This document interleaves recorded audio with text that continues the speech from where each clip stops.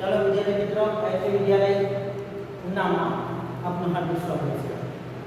મિત્રો આપણે લાસ્ટ વિડિયોમાં જો ધ્યાન રાખો પ્રકરણ 1 વિષય વિજ્ઞાનની અંદર બરાબર ધોરણ 9 માં જે આપણે સ્ટાર્ટ કરેલું અને આપણે એ વિડિયો તમે જોયો હશે।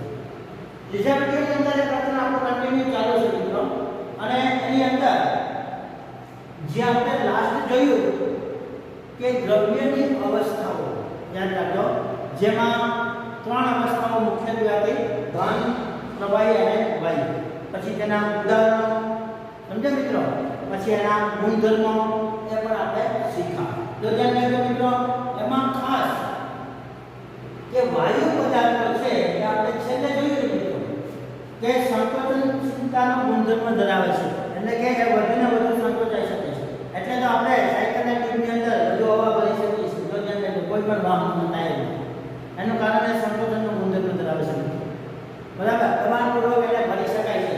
તમે ગેસ સિલિન્ડરની અંદર જોશો, આપણા ઘરમાં વપરાતા જે ગેસ સિલિન્ડર છે, જે એલપીજી લિક્વિફાઇડ પેટ્રોલિયમ ગેસ જેનો મુખ્ય ઘટક છે બરાબર, એ બ્યુટેન છે। જો સમજો તો એ વાયુને એ સિલિન્ડરની અંદર દબાણપૂર્વક ભરેલો છે, ધ્યાન રાખજો, સમજાય?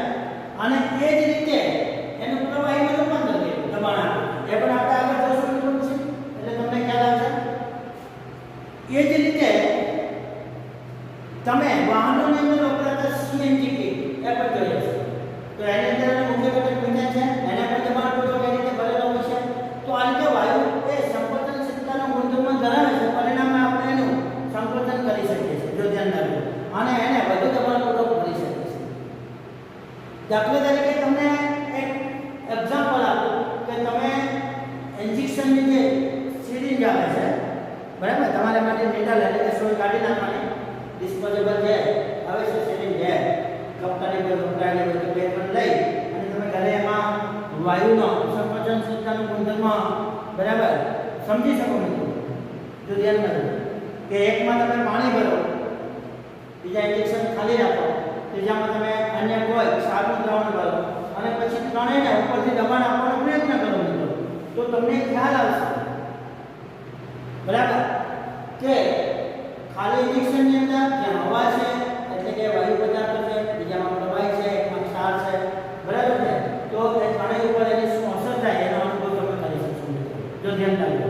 એ જ રીતે જ્યારે આપણો ગેસ સિલિન્ડર હોય છે મિત્રો આ રીતે, ત્યારે તેમાં દબાણપૂર્વક એ વાયુને જો ધ્યાન રાખજો આ રીતે એને દબાવીને ભરવાનું, સમજો મિત્રો। હવે આને અંદરથી જે ઉપર છે એનાથી દબાણ આપવામાં આવે છે, પરિણામે આ જે અંદર સરકતું જશે, જો ધ્યાન રાખજો। તો આની અંદર જે વાયુ રહેલો છે ને મિત્રો, અહીંયા સુધી સ્પ્રેડ થઈ રહ્યું છે, જો ધ્યાન રાખજો। પણ જ્યારે ધીમે ધીમે એને દબાણ આપવામાં આવશે એટલે આ ભાગ છે એ નીચે આવતો જશે, સમજો, અને પરિણામે આ હવા છે આ રીતે અંદર દબાતી જશે, સંકોચાતી જશે, અને એ અમુક દબાણ આવે એટલે એ પ્રવાહીમાં રૂપાંતર થઈ જાય, જે તમે આગળ દબાણના ફેરફારના ટોપિકમાં શીખશો, સમજાણું મિત્રો? તો આ રીતે વાયુ પદાર્થ છે એ સંકોચનશીલતાનો પણ ગુણધર્મ ધરાવે છે, તો આપણે એ પણ છેલ્લે જોયું। હવે આજે આપણે છેલ્લે ટોપિક મેં તમને કીધો હતો બરાબર, એ શીખવાનું છે કે શું દ્રવ્ય પોતાને બરાબર અવસ્થા બદલી શકે છે, એટલે કે એના અવસ્થામાં ફેરફાર કરી શકે છે। ઘન હોય તો પ્રવાહી થઈ શકે, પ્રવાહી હોય તો વાયુ થઈ શકે મિત્રો। તો આપણે લાસ્ટ જોયેલું તો ધ્યાન રાખજો કે બરફ જે પાણીનું સ્વરૂપ છે, વરાળ જે પાણીનું સ્વરૂપ છે, તો તમે જોઈ શકશો મિત્રો કે પાણી છે ત્રણ સ્વરૂપો ધરાવે છે: ઘન, પ્રવાહી અને વાયુ। તો આપણે લાસ્ટ એ આપણે જોયેલું, જો ધ્યાન રાખજો મિત્રો। તો હવે શું દ્રવ્ય પોતાની અવસ્થા બદલી શકે છે એના માટેના આપણે એક પ્રવૃત્તિ બરાબર, તો તમારો પ્રશ્ન આવ્યો આવશે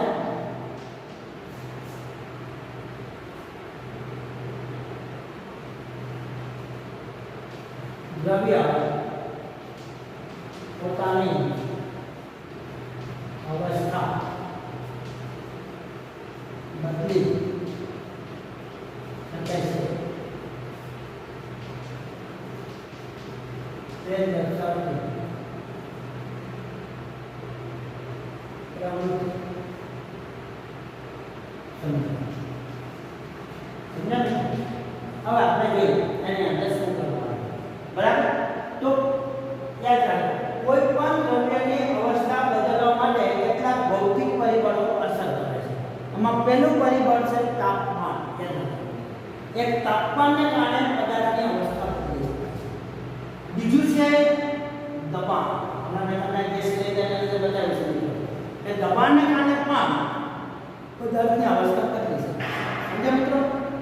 તો આપણે પહેલા એ જોઈએ કે તાપમાનને કારણે કેવી રીતે દ્રવ્યની અવસ્થા બદલી શકાય છે. બરાબર? તાપમાનની શું અસર થશે મિત્રો? તો તમારે પ્રશ્નની અંદર જ્યારે લખવાનું હોય તો તમારે એક પ્રવૃત્તિનો પ્રશ્ન આની અંદર સીધો દ્રવ્ય પોતાની અવસ્થા બદલી શકે તે દર્શાવતી પ્રવૃત્તિ સમજાવો તો એમાં તમારે તાપમાન અને દબાણ બંને સાથે એક બતાવવું પડશે. સમજાય છે? હવે તમને આમાં પ્રશ્નનો ઉલ્લેખ કરેલો હોય કે તાપમાન દ્વારા દ્રવ્યની અવસ્થા બદલી શકાય છે તે દર્શાવતી પ્રવૃત્તિ સમજાવો, એવી રીતના તમારો પ્રશ્ન હોય તો આપણે જે પ્રવૃત્તિ કરીએ છીએ તે તમારે સમજાવો મિત્રો. હવે આપણે જોઈએ કે તમારો પ્રથમ એમાં આવશે હેતુ. આપણે શું કરવું છે તો કે તાપમાન દ્વારા અથવા તો ઉષ્મા આપીને દ્રવ્યની અવસ્થા બદલવી. સમજાણું મિત્રો? પછી તમને એમાં જે કંઈ પદાર્થો હોય આ રીતે લખવાનું મિત્રો. એટલે બહુ સરળ છે. સાધનો હોય જો જેના તમને બતાવું છું એ શું કરવું હોય, પછી તમે એની આકૃતિ બનાવો. આ રીતે આખી પ્રવૃત્તિ દર્શાવશો તમને સરળતાથી યાદ રહેશે અને ટકા લગાવવાને પણ મજા આવે અને તમને પૂરા માર્ક્સ મળે જો ધ્યાન રાખો.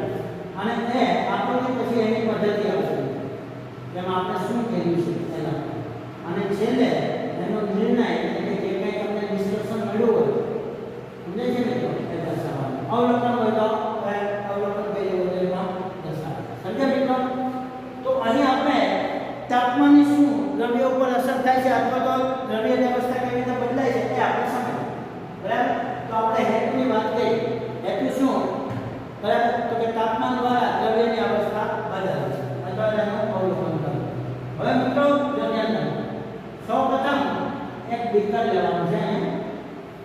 હવે તમને ખબર છે મિત્રો કે આ રીતે કાચનું બીકર હોય છે કયો આની અંદર તમારે બરફના નાના ટુકડા લેવાના છે.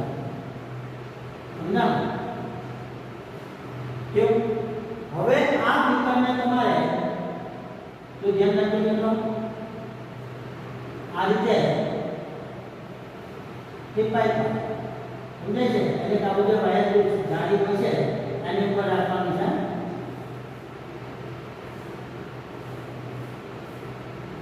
સમજ્યા મિત્રો? અને અહીં એની જ્યોત આપવામાં આવે છે સ્પિરિટ લેમ્પ અથવા તો બન્સન બર્નર વડે એને ગરમ કરવામાં આવે છે.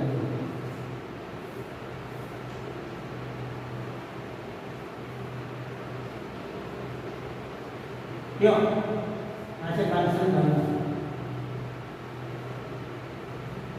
સમજ્યા મિત્રો? અને આ છે વાયર બોર્ડ જે જાળી હોય છે વાયર બર્નર ઉપર રાખી એનો ઉપર બેકાર.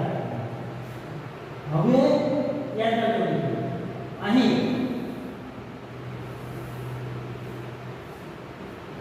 સ્ટેન્ડમાં થર્મોમીટર લટકાવવામાં આવે છે અને તેને આની અંદર બીકરમાં જે થર્મોમીટરનો પારાવાળો એટલે કે મર્ક્યુરી છે બરાબર ચળકતો જે ભાગ છે એ બરફને બરાબર સ્પર્શે એના ટુકડાને એ રીતે રાખવામાં આવે છે. થર્મોમીટર છે મિત્રો યાદ રાખજો. કયો આ રીતે લટકાવીને અંદર રાખવાનું. તો આ રીતે આપણે તમારી આકૃતિ બની છે. બરાબર? શું તમારે રચના કરી સાધનોની ગોઠવણી કેવી રીતે કરવી એ તમે સમજી શકો. તો મિત્રો ધ્યાન રાખો. તો હવે આપણે જોઈ શકશો કે તમે હેતુ બના લે. હવે પદાર્થમાં લખશો તો શું લીધું મિત્રો પદાર્થમાં? તો ભાઈ અમે બધા બરફના ટુકડા યાદ રાખજો. બરાબર? તમે લખશો સાધનો તો સાધનોમાં તમે લખશો બીકર. જો સમજો મિત્રો થર્મોમીટર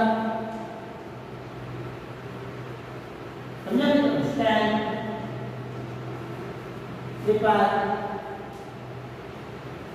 બર્નર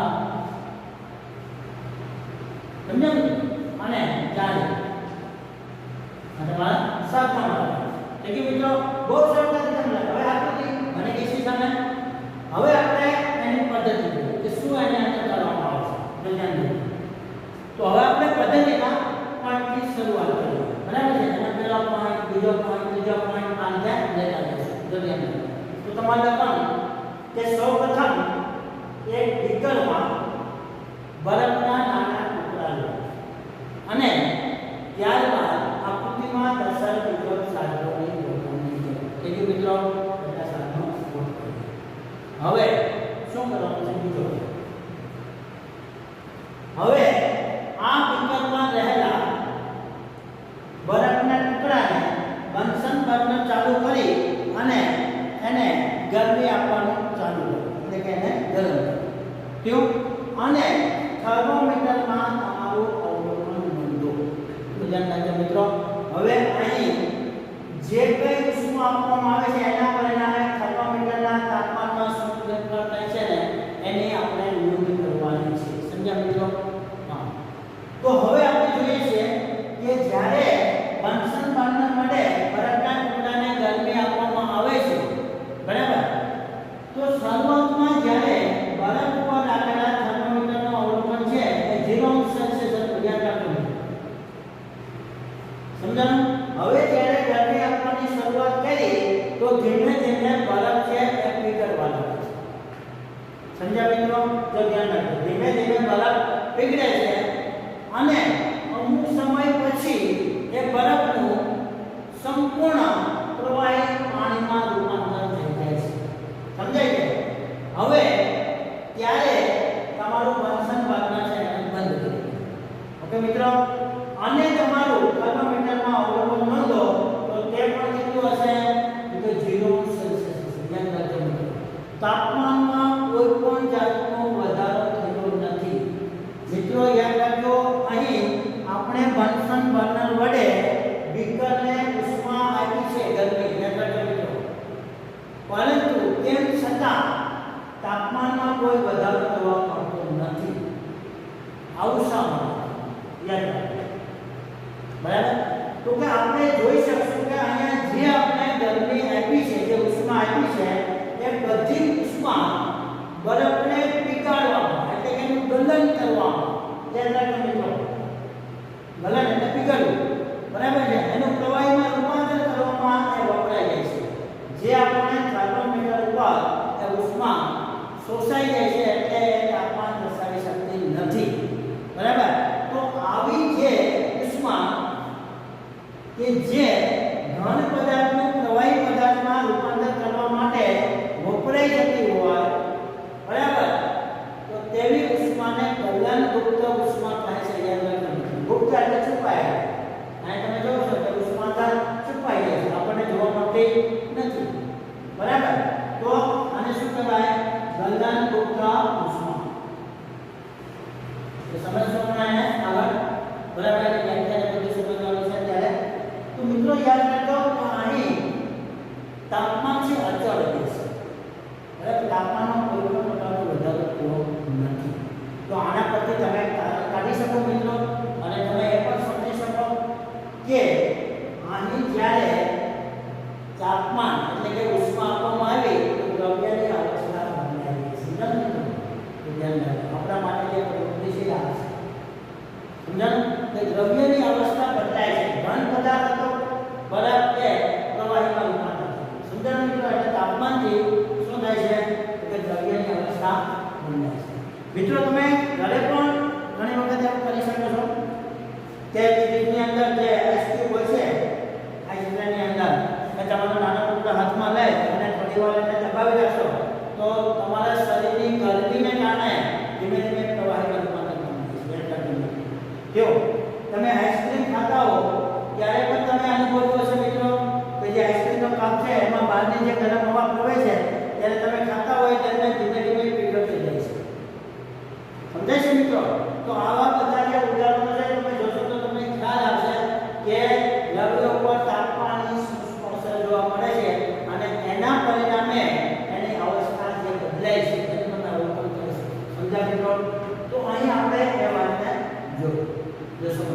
ગલનયુક્ત ઉષ્માને આપણે આગળ પછી ચર્ચા કરશું ત્યારે એની અંદર આને કશું યાદ કરશું.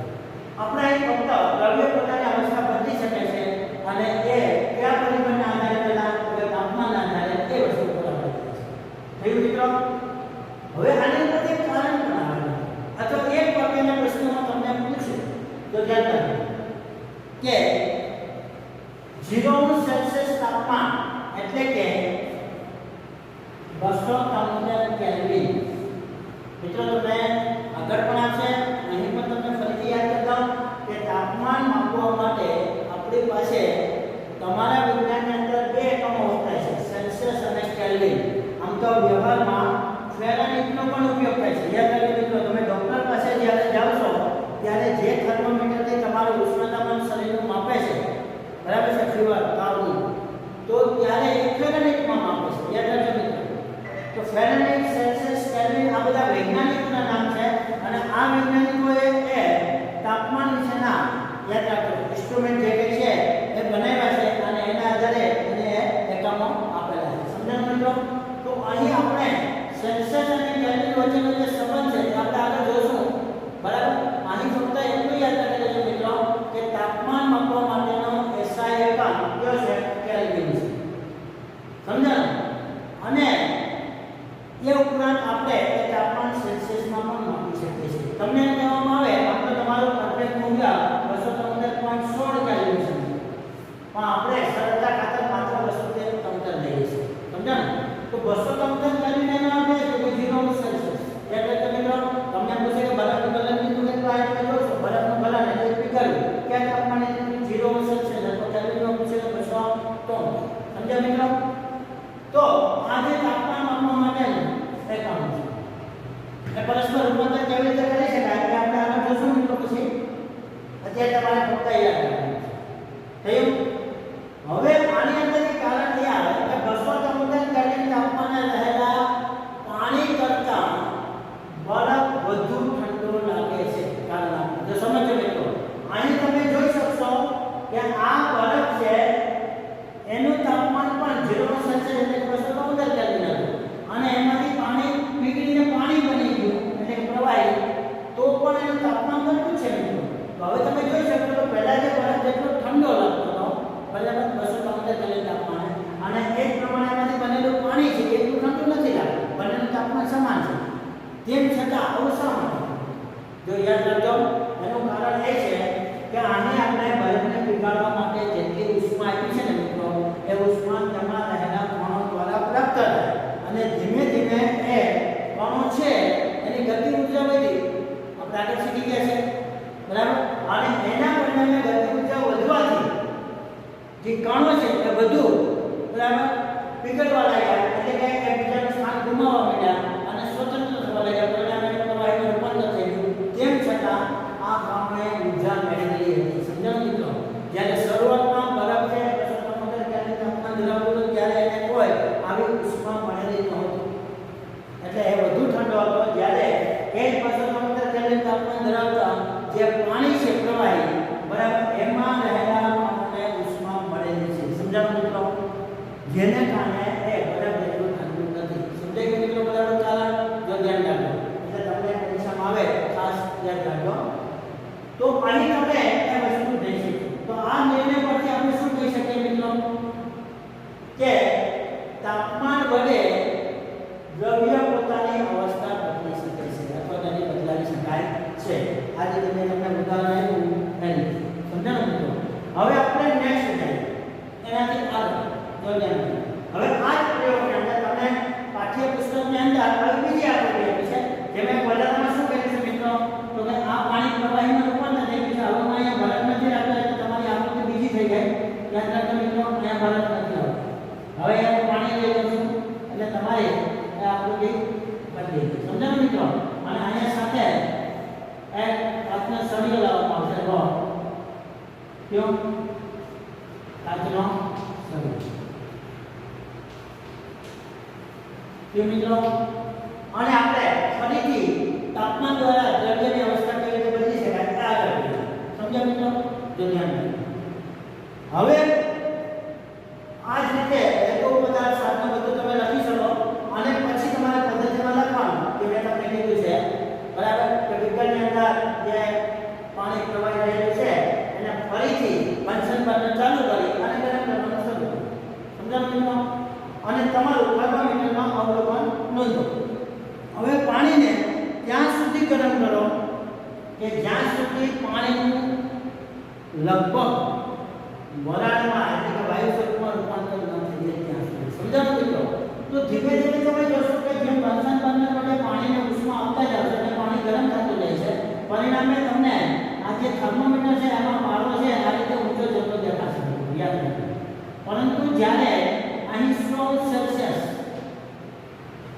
તાપમાને પહોંચે છે ત્યારે લગભગ પાણીનું યાદ રાખજો મિત્રો વરાળમાં રૂપાંતર થવાનું છે. સમજાયું? પકડી અને તેમ છતાં પણ તમને ઉષ્મા આપવાનું ચાલુ રાખો જ્યાં સુધી મોટાભાગના પાણીનું વરાળમાં રૂપાંતર ન થઈ જાય ત્યાં સુધી. સમજ્યા મિત્રો? હવે તમે જોશો કે એક વખત વરાળમાં રૂપાંતર થવાની શરૂઆત થઈ અને તમે ઉષ્મા આપવાનું ચાલુ રાખ્યું અને મોટાભાગના પાણીનું વરાળમાં રૂપાંતર થઈ ગયું તો પણ પાણીનું તાપમાન 100 સેલ્સિયસ થી આગળ વધી શકતું નહીં. ત્યાં અચળ થયું. યાદ રાખજો મિત્રો. તો ફરી તમારો પાસે પ્રશ્ન એ આવ્યો કે જે માહિતી તમે બરફને પીગાળવા માટે જે ઉષ્મા આપી ત્યારે 0 સેલ્સિયસ તાપમાન અચળ રહી ગયું અને બરફનું સંપૂર્ણ રૂપાંતર પ્રવાહી થઈ ગયું પછી જ આપણને વધારે થવાનું છે. તો સમજો. એમ અહીં પણ તમે જોશો કે 100 સેલ્સિયસ તાપમાન બરાબર અથવા તો 373 કેલ્વિન તાપમાન જે અચળ તાપમાન રહી છે મિત્રો અને ત્યારે એ પાણીનું રૂપાંતર એટલે પ્રવાહીનું રૂપાંતર વરાળ એટલે કે વાયુ સ્વરૂપમાં થવા લાગે છે. તો મિત્રો તમે અહીં પણ નોંધી શકશો બરાબર કે આ પ્રવૃત્તિ ઉપરથી તમે તારણ કાઢી શકશો નિષ્કર્ષ એટલે કે તમારો નિર્ણય અવલોકન પરથી બરાબર શું આવશે કે જ્યારે યાદ રાખજો મિત્રો પાણીને વધુને વધુ ઉષ્મા આપવામાં આવે છે ત્યારે એક તાપમાન એવું મળે છે એટલે કે 100 સેલ્સિયસ કે જ્યારે પાણી છે વરાળમાં રૂપાંતર થાય છે. ત્યારબાદ એને ઉષ્મા આપવા છતાં પણ સતત વરાળ બનતી રહેશે પરંતુ એના તાપમાનમાં કોઈ ફેરફાર થતો નથી એટલે કે અચળ રહે છે. અને ત્યારે યાદ રાખજો મિત્રો જે ઉષ્મા આપણે આપીએ છીએ એ પણ પેલી ગુપ્ત ઉષ્મા થશે પરંતુ અહીં આપણે બરફને પીગાળવા માટે ઉષ્મા આપી છે એટલે એને ગલન કરવા માટે એટલે ગલનયુક્ત ઉષ્મા કહેવાય છે. જ્યારે અહીં આપણે ઉત્કલન ઉત્કળવું એટલે યાદ રાખજો ઉત્કલનયુક્ત ઉષ્મા કહેશું. શું કહેશું મિત્રો? ઉત્કલનયુક્ત ઉષ્મા.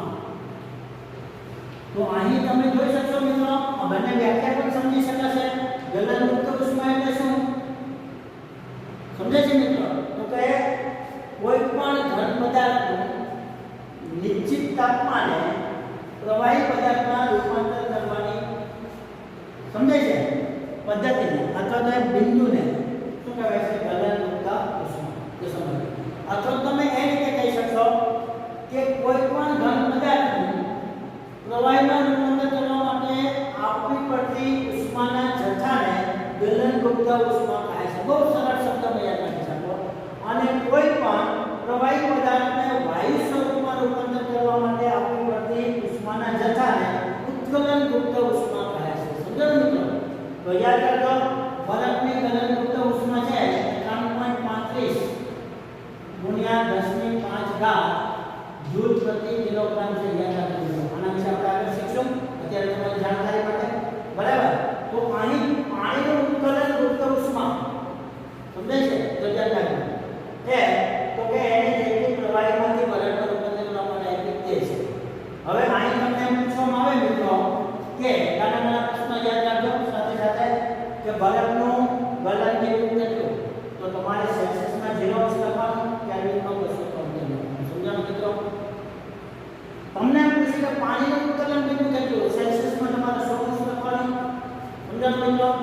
અને કેલ્વિનમાં 373 લખવાનું.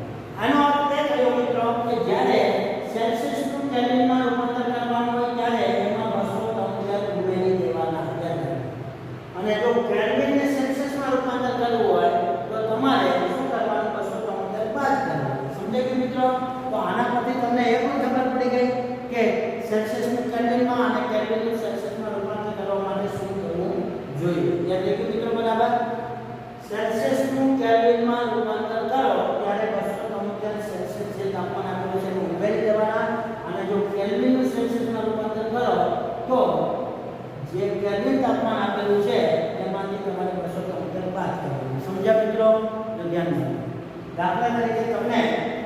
કેલ્વિનની અંદર તમારે તાપમાન પાણીનું લેવું હોય તો સમજ બરાબર. તો તમારે શું કરવાનું? તો તમને કેટલા આપેલા છે?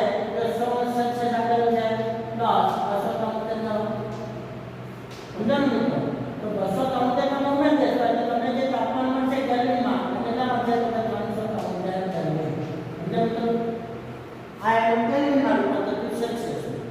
હવે એ રીતે તમને સેલ્સિયસમાં તમારે લેવું હોય બરાબર, તો તમે સેલ્સિયસમાં લઈ શકો. દાખલા તરીકે તમારે બરફનું ગલનબિંદુ લેવું છે સેલ્સિયસમાં, તો ધ્યાન રાખો બરાબર ને? તો તમને કેલ્વિનમાં 273 આપેલું છે, -273 કરો તો ધ્યાન રાખો. તો આના બરાબર તમને શું આવશે? તો કે 0 સેલ્સિયસ. હેલો મિત્રો, તો ધ્યાન રાખો અહીંયા આવશે. મિત્રો અહીં એ પણ એક ધ્યાન રાખજો કે જ્યારે તમે સેલ્સિયસ લખો એકમ ત્યારે તમે જે કંઈ આગળ તાપમાન બતાવો એના પર અંશ આવું નિશાન બનાવવામાં આવે છે, પરંતુ કેલ્વિનમાં એવું લખી શકાતું નથી. વિગતમાં તમને આવે કે પાણીનું ઉત્કલન બિંદુ નીચેનામાંથી કેટલું તો કયું છે, અને એમાં તમને 373 કે અને 373 અંશ કેલ્વિન પણ આપેલું હોય તો ઇટ ઇઝ રોંગ. યાદ રાખો, આમ લખી શકાતું નથી. બરાબર મિત્રો, એટલે ખાસ ધ્યાન રાખજો બરાબર. અહીં તમારે આ યાદ રાખવાનું છે, એ પણ ધ્યાન રાખજો. તો એ મિત્રો, તો પ્રવૃત્તિના આધારે ક્યાં ક્યાં ટૂંકા પ્રશ્નો નીકળી શકે, ક્યાં ક્યાં કારણો નીકળી શકે અને કેવું વધારે તમે સમજી શકો બરાબર છે. તો આખી પ્રવૃત્તિ તમે જોયો કે અહીં તમે ઘન પદાર્થના પ્રવાહીમાં અને પ્રવાહીનું વાયુમાં તાપમાન વડે રૂપાંતર કરી શકાય છે, એટલે કે દ્રવ્યની અવસ્થા બદલી શકાય છે, એનો અભ્યાસ તમે કર્યો. સમજ્યા મિત્રો? હવે આપણે આના પરથી જે કંઈ પ્રશ્નો છે એને આગળ આપણે જોઈએ બરાબર મિત્રો. તો આ પ્રવૃત્તિ પરથી આપણે જે કંઈ ગલનયુક્ત ઉષ્મા છે, ઉત્કલનયુક્ત ઉષ્મા છે, તો ધ્યાન રાખજો મિત્રો, એ આપણે સમજવાનું છે. અહીં તમે જોશો કે પાણીને 100 સેલ્સિયસ તાપમાન પહોંચ્યા પછી વધુને વધુ ગરમ કરો તો પણ એના તાપમાનમાં વધારો થતો નથી. એટલે યાદ રાખજો મિત્રો, આ જે તમે ગલનબિંદુ ઉત્કલન બિંદુ કહો છો એ અહીં પૃથ્વીની સપાટી પર લાગુ પડે છે બરાબર. આ તમે વધુ ઊંચાઈએ જાઓ તો મિત્રો યાદ રાખજો આ બિંદુ છે બદલાઈ શકે છે. દાખલા તરીકે તમે કોઈ પણ પર્વતની તળેટી પર અથવા જમીન વિસ્તાર ઉપર પાણીનું ઉત્કલન બિંદુ 100 સેલ્સિયસ તમે કહી શકો છો, પરંતુ એ જ એવરેસ્ટના શિખર ઉપર તમે જાઓ 8000 બરાબર છે 800 મીટરની ઊંચાઈ, તો તમને ખબર પડશે મિત્રો કે ત્યાં પાણી છે 70 સેલ્સિયસ તાપમાન ઉપર હોય છે. સમજ્યા મિત્રો? ત્યાંનું ઉત્કલન બિંદુ 70 સેલ્સિયસ થઈ જશે બરાબર. એટલે ખાસ એ ધ્યાન રાખજો મિત્રો કે દરેક સ્થળે એ રીતે એક સરખું રહી શકતો નથી, તો ધ્યાન રાખજો. તો માનો કે તમારે અહીં જમીન ઉપર એટલે કે આપણા ઘરની અંદર આપણે બટેટા વાવીએ તો પાણીની અંદર 100 સેલ્સિયસ તાપમાન થાય એટલે વરસાદમાં પકાઈ જાય, પરંતુ તમે જો એને ત્યાં માઉન્ટ એવરેસ્ટના શિખર ઉપર જાય અને એ રીતે કરશો તો એ બટેટા પકાતા નથી. એનું કારણ શું મિત્રો? તો કે ત્યાં પાણીનું તાપમાન વધુ 70 જ છે. સમજે છે મિત્રો? તમારા ઘરની અંદર તમે ઘણી વખત જોયું હશે અથવા તો અવલોકન કર્યું હશે કે ઘરમાં કોઈ વસ્તુ ચણા કે એવું હોય દાળ કે, તો જ્યારે એને બાફવામાં આવે છે ત્યારે એ કેટલાક અલગ અલગ પ્રકારના પાણીને કારણે બફાતી ના હોય તો એની અંદર ખારો સોડિયમ બાયકાર્બોનેટ ઉમેરવામાં આવશે. એનું કારણ એ જ છે, સમજાણું, કે અશુદ્ધિ ઉમેરવાથી એનું ઉત્કલન બિંદુ છે ઊંચું જાય પાણીનું અને પરિણામે જો ધ્યાન રાખજો બરાબર છે, એને સારી રીતે બાફી શકાય બરાબર. તો આપણી વ્યવહારિક બાબતોમાં પણ આ બાબત છે એ તમને ઉપયોગી બને. સમજ્યા મિત્રો? હવે આપણે એના પછી જે આગળ પ્રશ્ન છે એની ચર્ચા કરીએ છીએ બરાબર. હવે આશા રાખું કે તમે એટલું સમજી શક્યા છો. તમારું પાઠ્યપુસ્તક છે એમાં પણ બરાબર તમે વાંચજો બરાબર. એમાં પણ તમને પ્રવૃત્તિઓ છે એ આપેલી છે ઓલરેડી. હવે ગલન અને ગલન બિંદુ એટલે શું બરાબર, તો એના વિશે આપણે મિત્રો આગળનો પ્રશ્ન છે એ નેક્સ્ટ વિડિયોની અંદર શીખશું. અત્યારે ફક્ત હું તમને આજે